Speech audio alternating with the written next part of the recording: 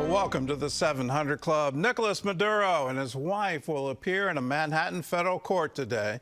The former dictator of Venezuela is now in a New York jail cell after the daring U.S. military raid that captured him. President Trump says the United States is now in control of the South American country. Venezuela's interim president disagrees. CBN's Dale Hurd reports.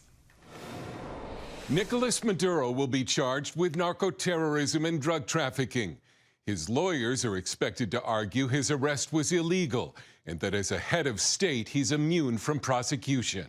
Operation Absolute Resolve, the joint military law enforcement arrest of Maduro early Saturday morning, came after the White House says the Venezuelan leader rejected several deals to step down from power. The operation, led by Delta Force operatives, involved 150 aircraft. Maduro was reportedly captured just as he was trying to close the door on a safe room. The attack killed about 32 Cubans who make up his security forces. One U.S. helicopter was hit but continued its mission. U.S. officials say about a half-dozen soldiers were injured in the operation. Venezuelans around the world celebrated. Some Democratic leaders called the arrest of Maduro illegal. It's a violation of the law to do what they did without getting the authorization of Congress. The president says the U.S. is in control of Venezuela. We're in charge. Have you spoken with her? We're in charge. But it appears Venezuela's interim president and other officials of the Maduro administration are in control. Delcy Rodriguez is a longtime ally of Maduro, and at first she demanded he be returned, but then struck a more conciliatory tone after Trump threatened a stronger response. Untangling the corrupt Venezuelan government could be very complicated. The Venezuelan military has long been embedded with Cuban officers. Venezuela is allied with Iran, even welcoming Hezbollah operatives, as well as the Russians and Chinese. 8 million Venezuelans fled the nation under the rule of Maduro and Hugo Chavez. 3 million are in Colombia, where Chuck Holton is watching the border traffic. Every other time I've been to the bridge behind me between Colombia and Venezuela, it's been the scene of absolute chaos, mostly Venezuelans trying to flee their country and get across into Colombia. And I wondered if coming back this time, now that Maduro is gone, there'd be Venezuelans heading back home. But that's not really the case. As a matter of fact, there's probably more journalists on that bridge right now than there are Venezuelans. That's because the Venezuelans say, while they're very happy that Maduro is gone, the regime is still in place, and they're not going to go back home until they know that they can do so safely and not be under the thumb of what's left of the Maduro regime. Some experts believe Venezuela may have as much as 6 times the oil reserves of the United States. Hugo Chavez ran U.S. oil companies out of the country, and its oil sector is now operating at just 18% capacity. Trump wants to revive it for the benefit of both countries. Venezuela right now is a dead country. We have to bring it back, and we're going to have big investments by the oil companies to bring back the infrastructure. New Venezuelan President Rodriguez now says she wants to work with the U.S. Trump has warned the U.S. could launch a second strike on Venezuela, quote, if they don't behave. Dale Hurd, CBN News. Well, CBN chief political analyst David Brody joins us now for more. So the administration's calling this a law enforcement operation. What's the bigger picture? Well, they're calling it a law enforcement operation because they believe, and they have said, that Nicolas Maduro is a narco-terrorist, that he's not the leader of Venezuela, he's not the president of Venezuela. He can call himself that. Others might recognize him inside the country. Well, clearly inside Venezuela, they recognized him as that. But the United States did not. And so, therefore, it is a law enforcement mechanism or an actual enforcement. And that's where they're going on this. So Gordon, I think that's why you continue to hear Marco Rubio and others continue to say that. And clearly, that'll be the case going forward. Well, is this a case where, if you break it, you own it? I'm looking at the new Venezuelan leader, Delcy Rodriguez. Her father was a leftist guerrilla. I mean, he kidnapped an American businessman. He died under torture in police custody. Her and her brother are very influential. She's not just, she's the vice president. He's in charge of the legislature. And they both seem to be deeply embedded with Hezbollah. And some Lebanese businessmen who are trying to control a great deal of the economy of Venezuela. It just doesn't make any sense that you'd come in and say, okay, well, we've now won it in a lightning strike if you're not trying to deal with that deep corruption and the deep influence of Iran, Hezbollah, China, Russia in Venezuela. Aren't we now fully committed? Don't we really do need boots on the ground? Well, we're about to find out the answer to a lot of those questions here in the next 30, 60, 90 days, probably within the next 6 months, definitely for sure. And then we can all reevaluate that. But Gordon, you're right on Delcy Rodriguez. Look, I mean, if Maduro's wife was the right-hand woman, if you will, Delcy Rodriguez was also a right-hand woman carrying out many of those devious tasks, deadly tasks there in Venezuela and around the globe. There were sanctions against her by the United States and others. We haven't even talked about the defense minister and the interior minister, all working and still there as part of the Maduro regime. So when President Trump says we're running the country, he's obviously not talking about how there's actual U.S. personnel setting up office and shop right there in Caracas. What he's talking about, clearly, is that they're calling the shots. And Delcy Rodriguez and the defense minister and the interior minister better play ball, and maybe they will now after seeing what happened to Maduro, or they're going to be out on their, quote, keister, if you will. Whether or not it works, I don't know. I was talking to a couple of experts this morning that have been following the situation there. They believe ultimately this will be about fair and free elections within 6 months. We'll see if that actually comes to fruition. Well, there was an election. Maduro lost that election and then stayed in power. Why isn't the administration trying to put that that group that won the election, why aren't they in charge now? Because they don't have the actual infrastructure, military and otherwise, to actually take control right now. And in essence, that's the short answer. And they do want to see if Delcy Rodriguez and others will kind of play ball with them a little bit here, because after the Maduro resolution, I'm sorry, what was it, Operation Absolute Resolve, that they believe that these folks will play ball. Now, whether or not, if they don't, then that changes the calculus. And then we can talk more about the opposition leaders coming in. But right now, the Trump administration doesn't believe that Maria Corina Machado and, of course, others will be able to take, in essence, control right now. They don't have the structure to do that right this moment. Well, it's got to be better than Delcy Rodriguez. I mean, she goes back to Hugo Chavez, and you don't get any more leftists and anti-American. Is there going to be a game here where, you know, we sort of pretend that we run?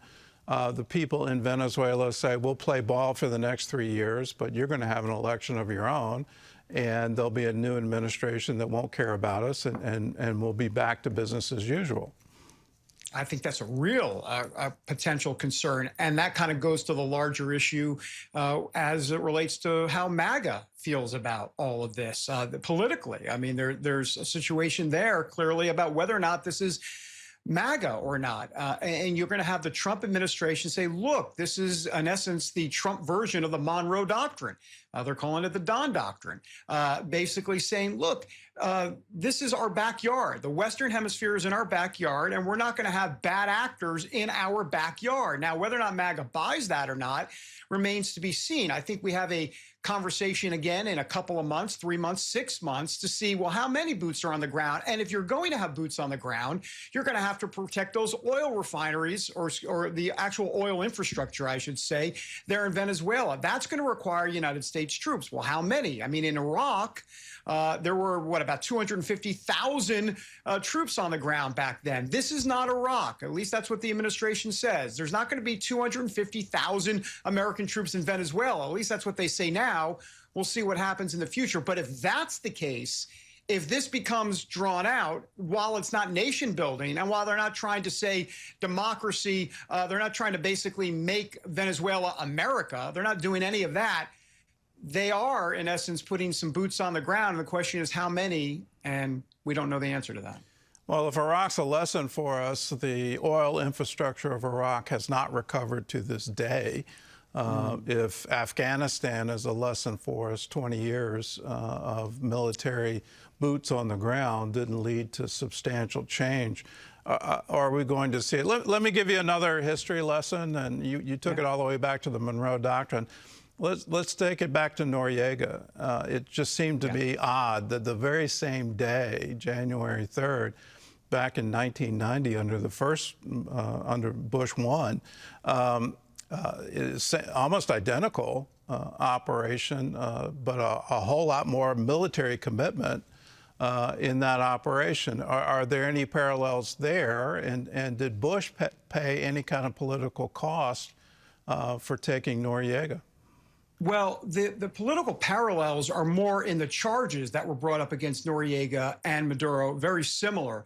As it relates to Noriega himself back in 1989, when George H.W. Bush gave the order to go in and get him, as you know, Gordon, I mean, Noriega was working with the CIA until he wasn't. And said at that point, no, I don't like your plan in terms of what I'm supposed to do. And then all bets were off. And also, let's remember, from just a military standpoint, this was such a precision strike. I mean, no American soldiers hurt, no actual equipment damage. Of course, in the 1989 invasion, when they took Noriega, 23 American service members died in that. So there's a difference. And here's one other point to consider. President Trump continues to say, look, I get in and I get out. He talks about el-Baghdadi killing him, Soleimani killing him, Iran with the nuclear strikes. Okay, that was in and out. This is not in and out. This was in and out over the weekend. But now we have a ... portion of this, and that's the wild card in all of this. You mentioned Iran. I've got to ask, at some point in time, don't we have to recognize the theocracy is still in place? They're still killing their own citizens who are protesting their government. You know, you make declarations that if you do this, you're going to regret it. Are we looking at boots on the ground there? Potentially. I mean, you know, with President Trump, it's not just peace through strength, it's peace through action.